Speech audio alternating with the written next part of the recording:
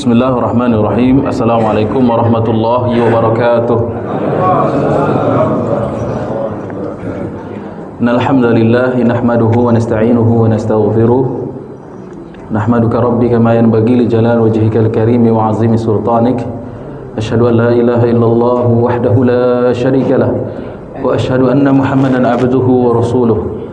Allahumma salli wa sallim wa barik ala habibika wa rasulika wa 'abdika Muhammadin wa ala alihi wa sahbihi wa man ihtada bihadihi wa sanna bisunnatihi wa iktafa asarahu ila yaumiddin. Amma ba'du.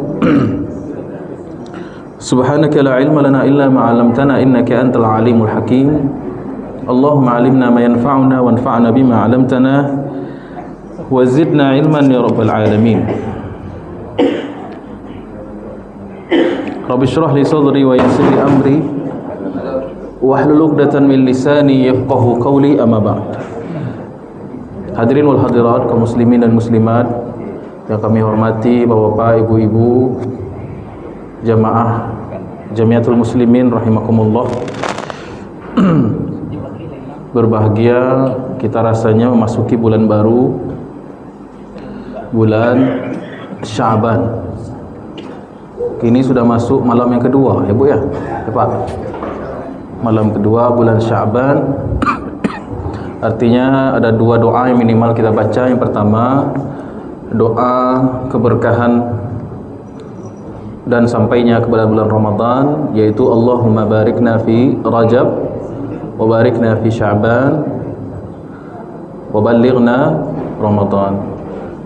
Dan berkahilah kami di dua bulan Rajab dan Sya'ban, dan sampaikanlah kami di bulan Ramadan. Dan ada umur sampai Ramadan kebo ya.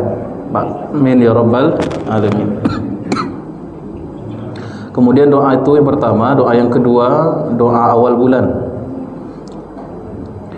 Apa doanya waktu itu?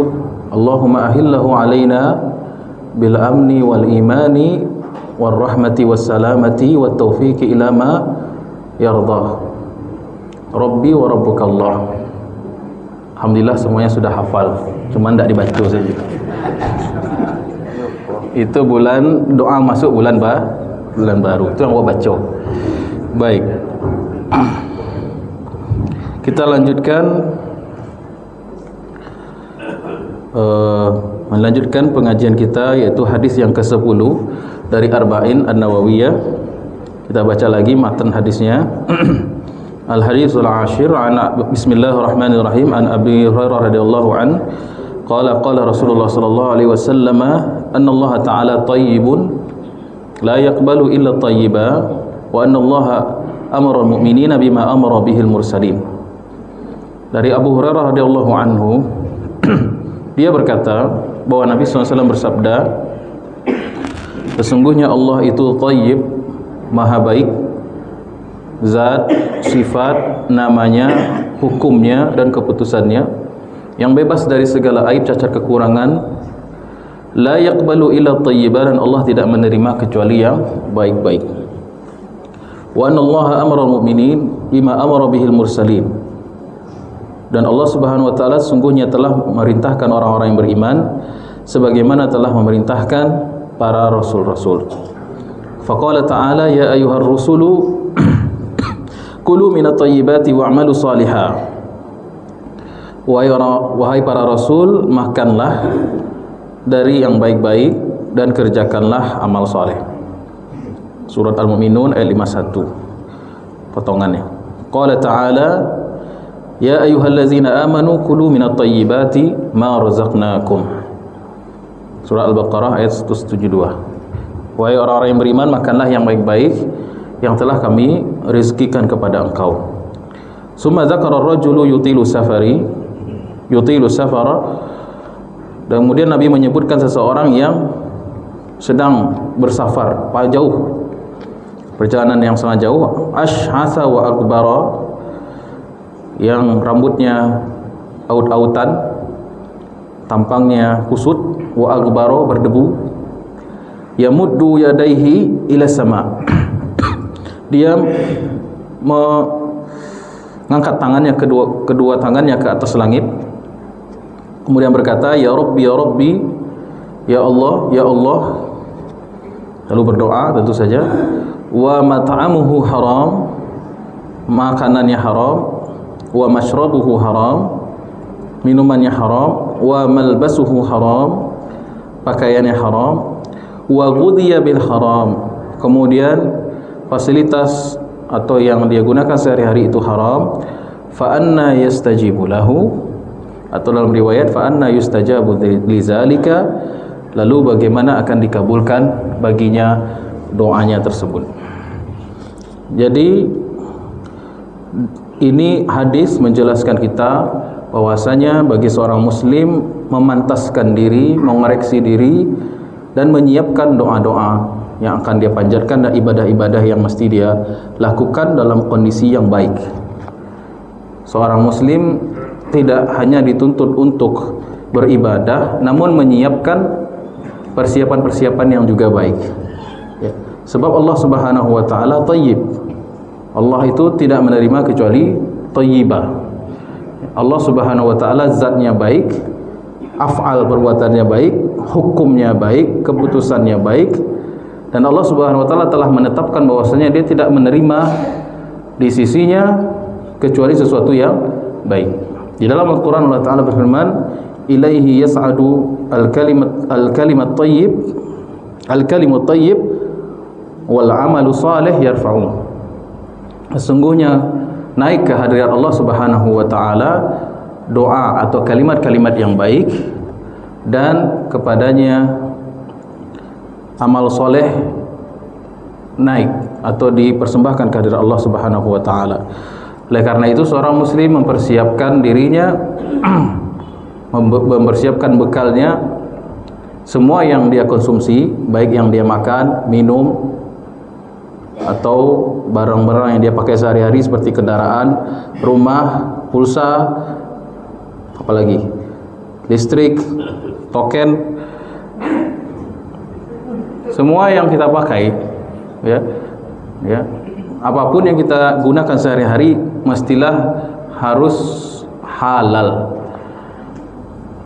Meskipun tidak mesti harus ada label halal, tidak semuanya mesti di label halal. Istri kalau sudah akad nikah halal tuh, tidak perlu lagi label halal. Yang dikasih label halal itu ya sebenarnya yang haram-haram itu dikasih label, ya. Makanan yang beredar di kalangan kaum muslimin itu halal, ya. Yang dikasih halal itu, yang dikasih label itu sebenarnya yang haram saja sebenarnya, ya. Jadi kita memastikan apapun yang kita konsumsi sehari-hari itu posisinya halal, baik halal zatnya maupun halal cara mendapatkannya, baik itu benda yang kita makan maupun muamalah kita, muasyarah kita. Yang halal itu bukan soal makan minum saja, tetapi juga muamalah pekerjaan, misalnya transaksi sehari-hari, dan juga muasyarah, hubungan sosial. Ada hubungan yang haram, ya. Ada orang pacaran awet 7 tahun, alhamdulillah awet kami pacaran 7 tahun, la haula wala quwata illa billah. Jadi yang halal itu bukan hanya makanan saja, yang haram itu bukan soal makan minum, tetapi juga muasyarah, hubungan interaksi sosial, ya. Kenapa kita harus menjaga sesuatu yang kita gunakan itu thayyib, halal dan baik? Agar amal soleh kita terangkat, agar doa-doa kita dikabul oleh Allah Subhanahu wa ta'ala. Jadi hadis ini mengajarkan kita salah satu sebab dikabulkannya doa itu adalah kepastian apa yang dikonsumsi oleh seseorang. Kalau seseorang itu makanannya haram atau yang dia konsumsi sehari-hari, itu ibaratkan tertolak doa-doa dan amal solehnya. Walaupun dia rajin sholat, walaupun dia rajin puasa, walaupun umrah tiap tahun, tiap bulan, walaupun haji tiap tahun, tetapi apabila makanannya haram, apapun yang dia konsumsi itu hukumnya haram, maka otomatis tidak diterima doa-doanya itu. Maka sia-sia panek yang ada. Sebab apa? Allah menilai input baru output hasil setelah itu. Makanya seorang muslim harus mengetahui halal dan haram tentu dari segi hukumnya dulu, dari hukumnya dulu. Baik. Pada pertemuan sebelumnya kita sudah menyinggung sedikit bahwasanya sebab dikabulkannya doa itu disebutkan dalam hadis ini. Pertama, italatus safar. Salah satu sebab dikabulkannya doa. Jadi semua orang yang disebutkan oleh Rasulullah ini, orang ini punya semua faktor dikabulkannya doa. Orang ini punya semua faktor dikabulkannya doa. Kecuali satu, masalah halal dan haram. Kita ingat kisah Nabi waktu Isra wal Mi'raj. Ketika Nabi sampai di Baitul Maqdis, sholat, kemudian mau naik Mi'raj, apa yang ditawarkan Jibril? Ibu nak hadir Isra Mi'raj. Susu sama khamar. Dua cawan. Minum susu wahai Muhammad atau minum khamar? Tapi Nabi kita memilih air susu. Itu apa sih? Isyarat bahwasanya seseorang tidak akan mendapat maqam kedudukan yang terpuji di sisi Allah melainkan dia mampu memilihkan yang halal untuk apa yang dimasuk ke dalam dirinya. Ya. Jadi Nabi kita memilih sesuatu yang halal, yaitu air susu ketimbang minum khamar. Khamar itu hanya simbol daripada yang haram, dan susu adalah salah satu simbol dari yang halal lagi baik. Maka Nabi kita mencontohkan, kalau ingin kedudukan kita mulia di sisi Allah, mustahil kecuali ada satu step yang harus dilewati, yaitu ilmu mengenai halal dan haram, dan berusaha untuk meraih yang halal dan meninggalkan yang haram. Kalau itu tidak naik-naik, Nabi mungkin nak jadi mi'raj mungkin kalau memilih khamar. Kemudian orang yang disebutkan dalam hadis ini menurut Rasulullah SAW itu memiliki semua faktor dikabulkannya doa. Yang pertama, panjangnya perjalanan. Kan dikatakan di sini, zakara ar-rajula, menyebutkan seseorang lelaki yutilus safara. Dia sedang bersafar yang perjalanan itu panjang. Dan kita tahu bahwasanya salah satu sebab dikabulkannya doa adalah orang yang sedang bersafar. Ya, 3 doa yang tidak ditolak. Yang pertama, da'watul mazlum. Doanya orang yang sedang terzalimi. Yang kedua, da'watul musafir. Doanya orang yang sedang bersafar, tapi safar yang halal, safar yang boleh, safar yang baik, bukan safar untuk berjudi. Kemudian yang ketiga,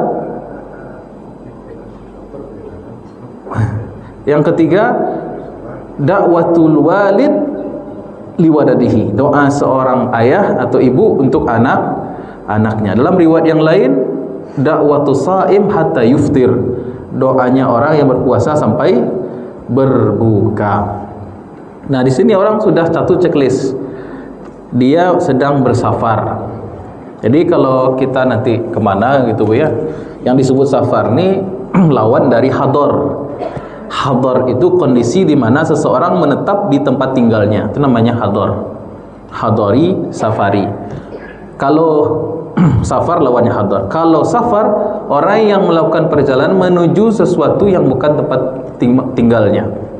Misalnya bayikan tua, itu safar hitungannya. Atau pergi ke pasar, safar. Atau pergi ke pengajian, safar. Atau pergi pulang kampung, safar. Misalnya pergi umroh haji, safar. Maka ketika kita bersafar, pasang doa yang baik-baik, betul, doa yang banyak, karena itu merupakan salah satu dikabulkannya doa. Kenapa orang bersafar itu salah satu penyebab dikabulkannya doa? Karena ketika bersafar itu seseorang bertawakal kepada Allah Subhanahu wa taala, apalagi di zaman dahulu serba sulit. Ya. Perjalanan tidak gampang, yang disebut safar itu tidak gampang dilakukan di zaman dahulu. Kendaraan terbatas, keamanan tidak ada jaminan. Ya. Kemudian banyak orang yang tidak selamat pulang tinggal nama karena kondisi kejahatan dan lain sebagainya. Apalagi buat perempuan. Maka ketika orang bersafar, biasanya orang Arab itu berkafilah-kafilah, berombongan. Kemudian syarat doa yang kedua dikabulkan adalah mengiba-iba, merayu Allah Subhanahu wa taala khusyuk di dalam doa itu, dalam munajat. Ya. Hal ini tampak dari hadis ini kalimat asy'asa wa aghbara. Orang itu kusuk tampangnya. Kemudian aghbara, berdebu dia. Kalau orang meminta kepada kita pinjam duit atau minta duit, tapi penampilannya lebih rapi pada awak, kira-kira aku magih awak enggak, Bu? Kayaknya yang perlu diagih tombo gitu. Kalau ada orang penampilannya demikian, tapi kalau penampilannya meyakinkan, kemudian dia mengiba, tentulah lebih mudah untuk diberi, lebih berhak untuk diberi. Nah, begitu juga seorang ketika berdoa haruslah dalam munajatnya itu menunjukkan ekspresi butuh, fakir kepada Allah Subhanahu wa taala. Ya. Kemudian yang ketiga, maddul yadain ila sama, memanjang atau mengangkat tangan ke atas langit. Yamuddu yadaihi ila sama. Dan ini cara berdoa yang paling tinggi adabnya kepada Allah, menunjukkan kebutuhan yang luar biasa. Ya, kita berdoa ada 3 macam, kemarin sudah singgung ya, Pak. Pertama bagaimana, Pak? Coba contoh, Pak. Ya. Kedua tangan dibuka, tidak usah terlalu lebar, tidak juga ditutup, tapi sedang saja berada di depan wajah seperti ini, di depan wajah, menampung. Posisi yang kedua menghadap kepada wajah. Posisi yang ketiga, isyarat zahir tangan ke atas langit seperti ini. Bukan begini, tapi begini. Ya, Nabi sallallahu alaihi wasallam berdoa dengan keadaan-keadaan demikian. Ya, kalau doa yang sudah mengangkat tangan seperti itu, biasanya itu kejadian-kejadian yang luar biasa seperti perang, pasti mau jihad, atau doa dalam sholat istisqa, meminta hujan, atau doa ketika ada bencana. Ya, itu doa yang luar biasa. Bayangkan, laki-laki ini ulama katakan dia sedang menuju haji. Dia di perjalanan menuju ibadah haji. Dia bertalbiyah sepanjang jalan. Kemudian perjalanannya jauh. Haji itu bagus enggak, Bu, perjalanannya? Baguslah tuh, haji itu perjalanan yang paling besar pahala di sisi Allah. Perjalanannya bagus. Pakaiannya sudah berdebu, kusuk tampangnya. Ibu-ibu berdoa, mengangkat tangan ke langit. Kemudian lisannya berkata, ya Rabbi, tawassul. Tawassul bi asma'illah. Jadi salah satu sebab dikabul doa adalah bertawassul, mengambil wasilah dengan nama Allah Subhanahu wa taala. Allah Subhanahu wa taala firman, ya ayyuhallazina amanu taqullaha wa apa ayatnya? Ya allazina amanu taqullaha. Apa ayatnya, Ustaz? Lupa saya. Kalau ngaji di muka Ustaz tu rugi, Pak. Wattakhazu ilaihil wasilah, dan ambillah wasilah menuju Allah Subhanahu wa taala. Jadi sebelum berdoa itu Allah Subhanahu wa taala menuntun dalam Quran, lillahi asmaul husna fad'uuhu biha. Allah itu memiliki nama-nama yang sempurna, nama-nama yang sangat indah, yang maha indah, lalu jadikanlah itu sebagai permulaan atau mukaddimah dari doa. Jadi doa ini punya adab lahir dan batin.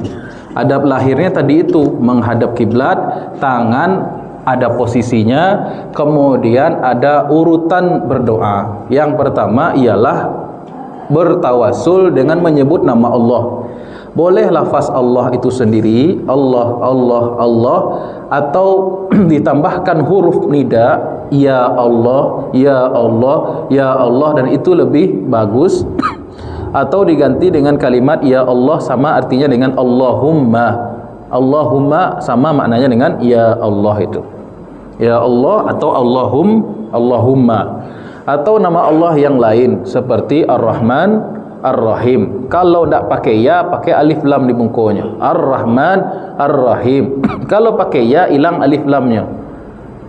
Ya Rahman, Ya Rahim. Tidak boleh ya Ar-Rahman, Ya Ar-Rahim loh. Tapi ya Rahman, Ya Rahim. Hilang alif lam mu'arraf karena sudah ada huruf nida. Itu kaidah bahasa saja. Baik. Allah memiliki banyak-banyak nama. Yang dalam Al-Quran 99, tapi dalam hadis banyak nama Allah yang lain seperti Ya Hanan, Ya Mannan, Ya Thayyib. Di sini kan Ya Thayyib nama Allah. Sesuaikan tawassul atau pemilihan nama Allah itu dengan doa yang kita inginkan. Seperti kalau ingin minta ampunan Allah, berarti pakai nama Allah Ya Ghaffar, Ya Ghafur. Kalau ingin dirahmati oleh Allah, pakai Ya Rahman, Ya Rahim. Kalau ingin dapat rezeki, kita tahu Ya Razzaq. Itu doanya tak rasa kita terima. Ya Razzaq, Ya Razik juga boleh. Jadi Razzaq fa'al, Razik fa'il. Atau Ya Ghani, Ya Mughni, itu juga bisa. Ya wahai yang mencukupkan, wahai yang membuat kaya, dan lain sebagainya. Kemudian kalau minta perlindungan dari musuh misalnya, Ya Aziz, Ya Jabbar, Ya Muntaqim. Ya Aziz, Ya Jabbar, Ya Muntaqim. Atau memberikan mudarat kepada lawan, Ya Dhar. Itu gunanya kita hafal Asmaul Husna. Jadi Asmaul Husna itu bukan hanya dinyanyikan, tetapi dipakai untuk berdoa.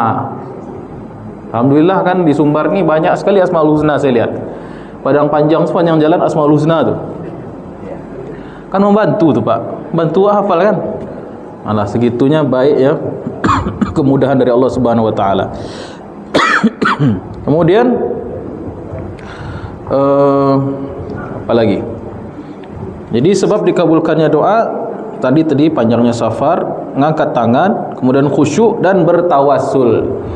Bertawassul itu macam-macam. Bertawassul yang paling tinggi itu bertawassul dengan asma Allah. Jadi kalau orang bertanya apa hukumnya tawassul? Tawassul dengan asma Allah itu yang paling tinggi. Kemudian yang kedua, bertawassul dengan bersalawat ke atas Nabi Muhammad sallallahu alaihi wasallam. Karena Allah SWT memulai dan memerintahkan itu. Apalagi di bulan Sya'ban ni. Bulan Sya'ban ni adalah bulan diturunkannya ayat innallaha wa malaikatahu yusholluna 'alan nabi. Ya ayyuhallazina amanu shallu 'alaihi wa sallimu taslima. Tak pernah Allah memerintah sesuatu yang didahului Allah memulai pekerjaan itu. Allah menyuruh kita solat, Allah tidak solat. Allah yang disembah. Allah nyuruh kita puasa, Allah tidak puasa.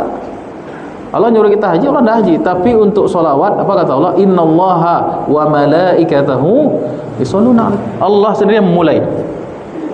Dan malaikat-malaikatnya. Ya ayyuhallazina amanu shallu 'alaihi wa sallimu taslima. Bahkan orang Arab jahiliyah saja paham tawassul dengan solawat itu. Dulu Mekah pernah terjadi paceklik, lama tidak turun hujan. Maka Abu Talib mengangkat ponakannya, yaitu Nabi Muhammad SAW, diletakkan punggung beliau, ditempelkan ke Ka'bah. Ya Allah, berkat anak ini, tolong turunkan hujan kepada kami. Turun hujan, turun hujan.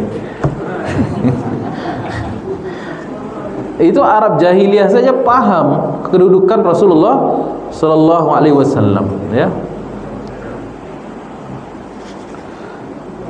Wa kanu min qablihi yastaftihuna ala allazina kafaru. Orang-orang Yahudi Madinah juga dulu yastaftihuna ala allazina kafaru. Kalau mereka orang Yahudi itu dulu mau berperang dengan orang Arab, mereka bertawassul, membawa nama Nabi Muhammad. Ya Allah, dengan kemuliaan Nabi Muhammad yang kelak engkau utus, nabinya belum diutus, tapi mereka sudah bertawassul dengan Nabi, membawa nama Nabi, membawa pangkatnya Nabi. Dalam berdoa akhirnya setiap Yahudi bertawassul dengan Rasulullah, Yahudi menang. Setiap kali mereka lupa tawassul, menyebut nama Nabi, mereka kalah. Itu Yahudi itu, bisa kalah sama Yahudi. Jadi salah satu doa, muqaddimah doa adalah pertama urutannya Asma'ullahil Husna. Kemudian yang kedua bersalawat ke atas Nabi SAW. Yang ketiga boleh bertawassul dengan amal soleh. Ya Allah, kalau dulu pernah saya berbuat amal baik dan engkau terima, saya jadikan ini wasilah untuk kau kabulkan doa saya yang lain. Itu boleh hukumnya. Kita wasul dengan amal soleh. Kemudian keempat-empatnya ini diamalkan oleh laki-laki yang disebutkan oleh Nabi ini. Perjalanan panjang, kemudian khusyuknya, kemudian dia bertawasul ya Rabbi, ya Rabbi. Tapi ada satu yang dia tidak lakukan, dan ini kunci. Apa kata Nabi? Tapi dia terlibat keharaman. Padahal tinggal cilek maka doa itu cepat dikabul oleh Allah Subhanahu wa taala. Kata Nabi, wa mat'amuhu haram, wa mashrabuhu haram, wa malbasuhu haram. Pertama, makan dulu yang disebut oleh Rasulullah sallallahu alaihi wasallam. Menunjukkan konsumsi halal dan haram itu dimulai dari makanan, tuh hal yang mendasar. Awak bisa hadir kini mengaji, bisa solat karena apa? Kanyang. Curi tak masuk tu. Jadi dasar seseorang itu amal rizki atau bekal dasar seseorang itu bisa beribadah adalah memperhatikan apa yang dia suap, ya. Dosa pertama itu soal makan juga itu. Apa kata Allah? La taqraba hadhihi syajarah fatakuna minaz zalimin. Jangan kamu sentuh atau jangan kamu dekati pohon ini atau buah ini, karena itu adalah buah yang terlarang. Itu soal makanan, ya. Kemudian wa mashrabuhu haram, minumannya haram. Kemudian wa malbasuhu haram. Malbas jamak dari libas. Libas itu adalah segala yang kita gunakan dalam berpakaian. Berarti bisa diceliak dari awal sampai dari atas sampai ke bawah, ya Pak Ibu, ya. Ambo kini malbas ambo dimulai dari peci, kemudian kacamata, kemudian mik enggak lah, mik kosong tadi tanggan, baju gamis, kemudian baju dalam, jauh sekali detail bana, celana. Dah, itu berarti malbas sembok ini. Jadi dari atas sampai ke bawah harus halal. Termasuk juga kalau suami punya tanggung jawab kepada istri dan anak-anaknya. Siapa yang bertanggung jawab untuk nafkah seorang istri, Bu? Suami. Tanggung jawabnya tidak hanya memberi, tetapi statusnya halal atau tidak, baik atau tidak, gitu kan? Nah, maka diperhatikan haram. Kemudian wa ghudhiya bil haram, dan dia dibekali. Apa makna ghudhiya di sini? Yaitu segala sesuatu yang menyokong aktivitas seseorang. Kalau tadi makan, minum, pakaian kan jaleh, tapi kalimat wa ghudhiya bil haram ini maknanya apa? Wa ghudhiya bil haram maknanya segala sesuatu, apakah itu benda atau kegiatan yang menyokong aktivitas dia untuk tetap sehat beraktivitas. Contoh, obat-obatan, vitamin, itu masuk tuh. Obat-obatan, vitamin, apalagi, Bu? Pulsa, enak. Wifi, kuota, listrik, ya. Tidur siang atau tidur malam itu termasuk bagian wa ghudhiya, dan apa yang menyokong kehidupan dia sehari-hari berjalan dengan baik, itu semua juga harus dipastikan halal. Maka kata Nabi, karena syarat yang terakhir ini tidak dipenuhi, maka Nabi pun bertanya dan heran, fa anna yustajabu lahu, lalu lantas bagaimana doanya bisa diterima, ya. Jadi kita harus luruskan dulu perspektif atau pandangan kita tentang doa ini. Doa itu atau doa dalam bahasa Arab itu bukan ibadah yang semata-mata sifatnya nafilah atau tambahan. Oh, kalau itu nak salah berdoa nak bae gitu. Kan gitu jatuhnya. Ya, nak makan haram tu bis tu ndak doa selai. Doa itu adalah amalan yang sangat besar, sangat universal. Bahkan kata Nabi, ad-du'a'u huwal ibadah. Doa itulah ibadah itu sendiri. Dalam hadis, Mukhul ibadah, doa itu utaknya ibadah, intinya daripada ibadah. Artinya apa? Dalam ayat Allah katakan, "Wa ma khalaqtul jinna wal insa illa liya'budun." Kami tak ciptakan jin dan manusia kecuali untuk ibadah, kecuali untuk berdoa kepada Allah Subhanahu wa taala. Di dalam Al-Qur'an, surat Ghafir, surat ke-40 ayat yang ke-60. Hah? Yang haram ini kalau ragu-ragu. Contoh misalnya. Iya, Pak. Ini kan banyak label halal. Makanan-makanan halal. Nah, contoh sosis atau ayam gitu kan. Nah, itu kan labelnya halal. Sementara prosesnya tampaknya kan diragukan sama Baik. ya kan. Terus campur aja satu darah haram, tai haram. Nah, tapi dalam prosesnya itu terjadi menjadi sosis yang bagus yang enak. baik. Nah, itu kan ragu. Jadi alhamdulillah kita sudah diringankan untuk mencari makanan yang halal itu. Apalagi di negara yang mayoritas muslim. Kalau di luar negeri yo peradu bana wa celia tu Pak, mayoritas non muslim itu ya. Yo pana peradu bana wa celia. Ya. Nah, kadang daging tu bahasa balah aja babi semua sama beef ya, pork ya, sama beef tu bersebelahan gitu kan. Kalau luar negeri sangat, tapi kalau kita di negara yang mayoritas muslim, alhamdulillah. Kemudian itu yang pertama, ya, kita tinggal di mayoritas muslim. Yang kedua, sudah ada lembaga yang yang telah menolong kita untuk mengetahui halal dan haram itu. Siapa? Majelis Ulama Indonesia. Kemenak apa MUI, Pak? Kamu enggak lo tahu perkembangannya doh. Kalau yang Kemenak gambaran namanya wayang tuh kan, yang bentuk wayang tuh halal ya. Kalau MUI intinya ya lakulihal ya. Intinya sekarang kita sudah dipermudah oleh lembaga yang memiliki kredibilitas ya, yang muktabar ya, lembaga yang memiliki apa istilahnya, legalitas untuk itu ya. Dan MUI itu tidak gampang untuk mengesahkan, memberikan label halal, seri nomor halal itu tidak mudah. Ada langkah-langkahnya. Kalau sosis tadi contohnya Pak Haji, sosis itu labelnya halal, tapi kita kata Pak Haji tadi ada dalam prosesnya yang bercampur mungkin dengan darah, dengan apa, kotoran gitu kan. Jadi ketika MUI sudah, setahu saya ya, waktu di Jakarta saya sering main ke MUI karena banyak senior-senior atau buya-buya awak di MUI bagian fatwanya itu. Jadi untuk mendapatkan label halal itu tentu MUI sudah melakukan kajian dan penelitian dari segi zatnya dan prosesnya juga. Ada metode mereka yang mereka gunakan sehingga barulah dikasih label halal. Tak usah pula kita repot-repot mencari-cari ke pabrik mereka, oleh halal punya, tak usah begitu. Itu berlebihan dan merepotkan diri sendiri. Ketika sudah dicap oleh MUI, ya sudah, bismillah, tawakal, itu adalah tanggung jawab. Kau memang nyampang itu haram, DG-nya level halal, ada halal, itu kan berarti yang dosa siapa? Capek napa ya MUI.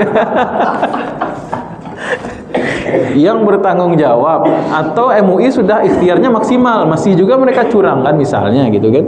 Berarti yang dosa ya mereka. Kalau pengen lebih hati-hati, kata Nabi SAW, da'ma yaribuk ila ma la yaribuk. Itu hadis yang keberapa nanti itu? Hadis setelah ini salah. Kalau kita ragu juga masih ada label halal. Lah kadang tuh halal gitu kan. Tapi wak ragu aja lah. Mungkin kita berspekulasi atau berteori sendiri, kayaknya bersuuzon gitu kan. Ya udah tinggalkan. Kan kaedahnya kata Nabi, tinggalkan yang meragukanmu menuju yang tidak meragukanmu gitu. Ambil yang pasti-pasti saja, yang kita yakin. Kalau saya pribadi, kalau sosis saya nggak suka. Kenapa? Daging merah atau daging hewani itu, protein hewani itu semakin panjang prosesnya, itu semakin tidak bagus untuk kesehatan, pemicu kanker dan lain sebagainya. Jadi sosis-sosis itu kalau bisa ditinggalkan. Ancak randang leh daripada sosis. Mengenai makanan haram, Ustaz. Seandainya kita pernah mengkonsumsi yang haram atau minuman itu, misalnya, itu sampai kapan doa kita itu tertolak? Apakah seumur hidup atau bukan apa? Pertanyaannya saya ulang. Kalau dulu ada seseorang yang dia pernah mengkonsumsi yang haram, maka dia makan babi atau minum khamar dan sejenisnya, kemudian sampai kapan Allah Subhanahu wa taala tidak mengabulkan doanya? Sebenarnya bukan tidak mengabulkan doanya. Ini pemahaman hadis ini harus diluruskan. Ya, pemahaman yang betul adalah yang maksud bagaimana doanya akan diijabah, maksudnya ialah ta'jilu ijabati doa. Jadi Allah tak pernah tidak mengabulkan doa, yang ada itu menunda pengabulan doanya. Ya. Kalau masalah jangkanya, wallahu alam, mungkin sesuai kadar banyak makan konsumsi. Kalau dalam hadis itu kata Nabi, siapa yang minum khamar 40 hari solatnya tidak diterima. Kalau sekali, kalau mabuknya berkali-kali, tentu lebih panjang lagi. Makanya harus diiringi dengan taubat nasuha. Kemudian tak usah kalau khamarlah diminum, babilah dimakan, baru cara mengaluannya lagi. Makanya obatnya wallahu alam bertobat, taubatan nasuha, berusaha sudah mencari yang halal, makan yang halal dan baik, dan banyak-banyak berpuasa. Mungkin itu saja, sehingga terjadi penghancuran dan lain sebagainya, penghancuran zat yang jelek itu dalam tubuh. Wallahu alam bisawab. Jadi yang dimaksud tidak bagaimana doanya akan dikabulkan oleh Allah Subhanahu wa taala. Pada hakikatnya seorang muslim apabila berdoa itu pasti dikabul oleh Allah Subhanahu wa taala. Ya. Rasulullah sallallahu alaihi wasallam bersabda, "Ma min muslim yad'u bi da'watin." Tidak ada seorang muslim yang berdoa kepada Allah laisa fiha ismun wala qati'atir rahim. Tidak ada dalam doanya itu dosa dan memutus silaturahim, illa a'tahu Allahu ihdas salas, kecuali Allah berikan salah satu dari yang tiga. Jadi setiap muslim yang berdoa selama doanya itu elok, tidak ada memutus silaturahim dan dosa, maka pasti dikabul oleh Allah Subhanahu wa taala. Dikabul dalam bentuk tiga. Pasti diberikan satu dari yang tiga. Yang pertama, an yu'ajjila lahu, dikabul segera. Tapi bagi orang yang makan haram pasti ditunda tuh. Nah, kalau muslim yang berdoa tadi itu, syaratnya tadi itu, pasti diberikan salah satu yang tiga. Yang pertama, an yu'ajjila lahu, akan dikabulkan segera. Maksudnya dikabulkan ketika di dunia. Segeranya ini maksudnya di dunia. Bisa, ya suka-suka Allah. Allah bisa kabulkan dalam waktu 1 detik itu juga bisa. Allah bisa kabulkan berapa jam, berapa pekan, berapa tahun, ya. Yang penting Allah kabulkan di dunia. Ya, Nabi Ibrahim saja berdoa 80 tahun, Pak. Rabbi habli minas salihin. Ya, sejak menikah dengan ibunda Sarah, itu doa Nabi Ibrahim. Baru dikabulkan di usia 87 tahun. Baru punya anak namanya Ismail alaihissalam. Ya, jadi kalau awak tak sia-sia, tak Nabi Ibrahim tak. Tapi minta doa, ya Allah pakan kau kalau bisa.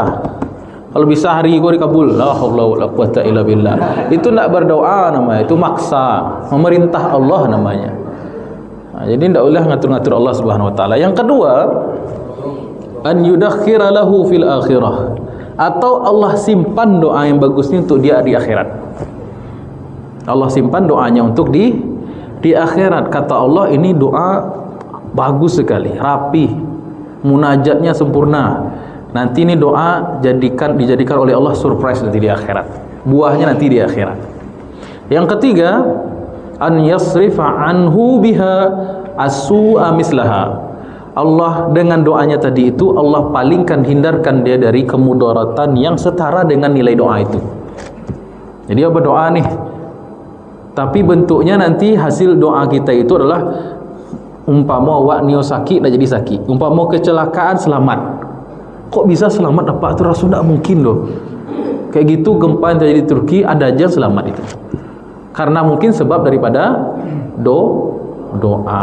Jadi orang yang mengerti hakikat doa, baru dia berdoa saja itu udah senangnya minta ampun. Karena Allah sudah memberikan taufik, kemudahan untuk berdoa. Doa itu sendiri adalah jawaban dari keinginan dia sendiri, kebutuhan dia sendiri gitu.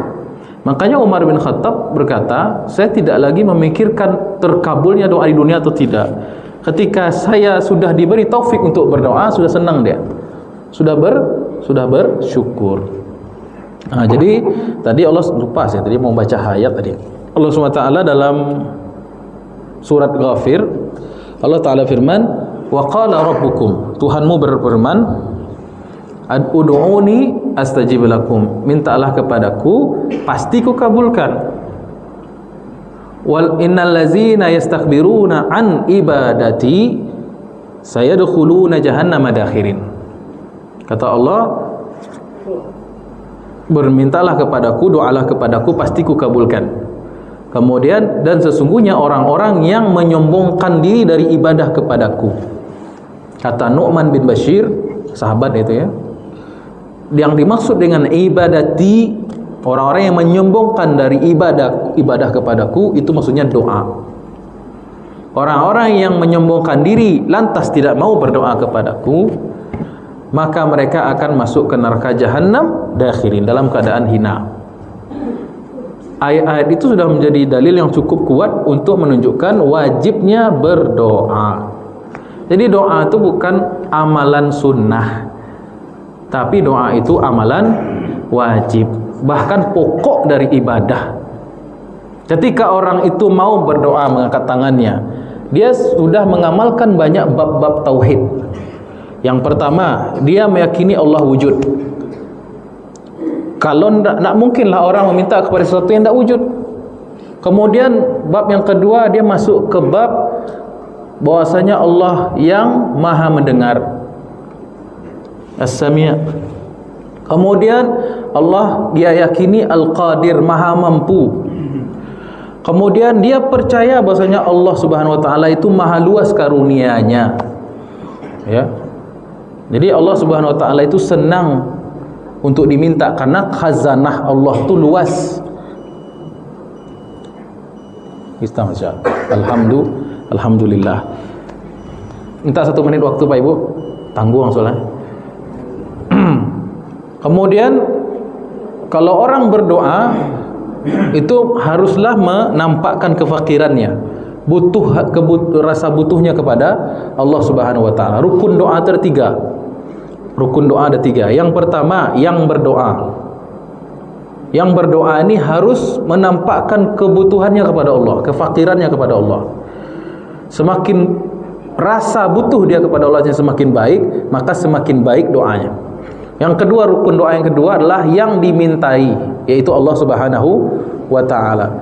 Semakin baik pengetahuan yang berdoa kepada siapa yang ia minta, maka semakin baik pula kualitas doanya.